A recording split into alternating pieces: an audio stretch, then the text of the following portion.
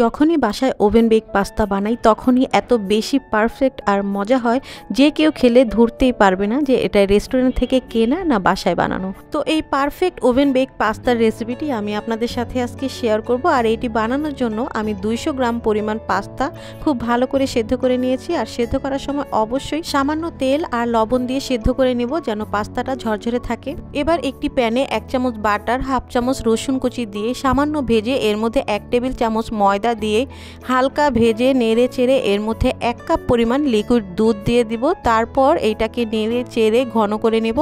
আর এর মধ্যে দিয়ে দিব স্বাদমতো লবণ, হাফ চামচ পরিমাণ চিনি, হাফ চামচ গোলমরিচের গুঁড়া, সামান্য পরিমাণ চিলি ফ্লেক্স। তারপরে এটাকে আবার কিছুক্ষণ নেড়ে চেড়ে রান্না করব।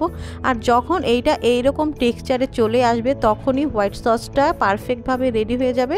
এবার এই সসটাকে আমি নামিয়ে নিচ্ছি। তারপর একটি প্যানে 1 টেবিল চামচ পরিমাণ সয়াবিন তেল দিয়ে এর মধ্যে হাফ চামচ রসুন কুচি, হাফ কাপ পরিমাণ পেঁয়াজ কুচি দিয়ে একটু নেড়ে চেড়ে এর মধ্যে 200 গ্রাম পরিমাণ চিকেন দিয়ে দিচ্ছি। সাথে দিয়েছি গোলমরিচ গুঁড়া আর পরিমাণ মতো লবণ, যেটা আমি স্কিপ করে গেছি। তো যাই হোক, এরপর দিয়ে দিচ্ছি সয়া সস আর আদা রসুন বাটা। তারপর এটাকে ভেজে এর মধ্যে দিয়ে দিচ্ছি হাফ কাপ পরিমাণ টমেটোর পিউরি, 2 চামচ পরিমাণ টমেটোর সস। তারপর এটাকে আবার ভালো মতো নেড়ে চেড়ে রান্না করে নিচ্ছি। আর যখন টমেটোর কাঁচা গন্ধটা চলে যাবে তখন এখানে আমি সেদ্ধ করা পাস্তাগুলো দিয়ে দিব। তারপর এটাকে নেড়ে চেড়ে আবার কিছুক্ষণ রান্না করে নেব। আর হ্যাঁ, এই সময় আমি দিয়ে দিব ক্যাপসিকাম। আর ক্যাপসিকামটা আমি পরে দিচ্ছি, কারণ হচ্ছে এটাকে আবার ওভেনে বেক করতে দেব, তাই আমি আগে দিয়ে নিলাম যেন একদম বেশি সিদ্ধ না হয়ে যায়।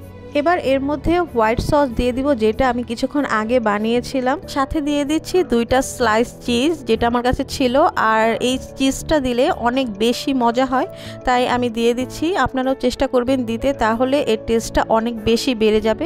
এখন এটাকে আর কিছুক্ষণ নেড়েচেড়ে রান্না করে চিজগুলো গলিয়ে নিচ্ছি। তারপর এর মধ্যে দিয়ে দিচ্ছি সামান্য চিলি ফ্লেক্স, সামান্য গোলমরিচের গুঁড়া। আর এবার পাস্তাগুলো আমি একটা ওভেন প্রুফ বাটিতে ঢেলে নিচ্ছি। তারপর এর মধ্যে দিয়ে দিচ্ছি মজারেলা চিজ। আর আমি এখানে চিজ খুব বেশিও দেইনি, খুব কমও দেইনি, আপনারা বেশি খেলে বেশি দিয়ে নেবেন। তো চিজের ওপরে আমি আবার সামান্য গোলমরিচের গুঁড়া, চিলি ফ্লেক্স আর কাঁচামরিচ দিয়ে একটু সাজিয়ে নিয়েছি। এবার এটাকে আমি ওভেনে 15 মিনিট বেক করে নিব। আর এই তো 15 মিনিট পর এইটা পারফেক্টলি বেক হয়ে গেছে। তো আমি কিছুটা তুলে দেখাচ্ছি যে এইটা কতটা ক্রিমি হয়েছে, আর খেতেও অনেক মজার ছিল। তো আপনারাও চাইলে বাসায় এই প্রসেসে ওভেন বেক পাস্তা বানিয়ে দেখতে পারেন। আশা করি আপনাদেরও অনেক ভালো লাগবে। আল্লাহ হাফেজ।